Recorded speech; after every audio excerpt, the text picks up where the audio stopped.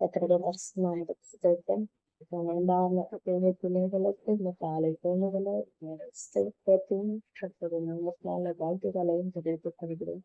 பாகமே 28 தன்னோடு செல்கிறது.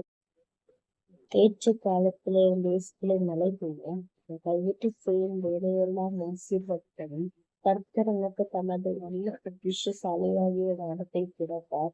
அநேக ஜாதிகளுக்கு கடன் கொடுத்தார், இன்னோ கடன் வாங்காதிருப்பார். ஆமே இந்த வேலை செய்யற ஸ்தலத்துல எனக்கு எந்த ஒரு நல்ல பதவியும் கிடைக்கல, என்னால முன்னேறவே முடியல, நான் எவ்வளவோ நேரம் நன்மைகளை கொடுக்குற நான் கரெக்டா வேலை பார்க்கிறேன், ஆனா ஒரு நாளும் என்னால உயர முடியல. நான் கையிட்டு செய்யற எல்லா வேலைகளும் என்னைக்குமே என்னால நன்மையை பார்க்க முடியல. ஒரு இடத்துல கடன் வாங்கிக்கிட்டே இருப்பேன், எனக்கு இந்த நிலைமை மாறாதான்னு எழுதிட்டு இருக்கலாம். ஆனா எங்களையும் ஒரு நாளாக ஒரு மாற்றுவார். நீங்க கைது செய்கிற வேலை எல்லாவற்றிலும் நன்மையானவைகளை கத்தர் கொடுப்பார்.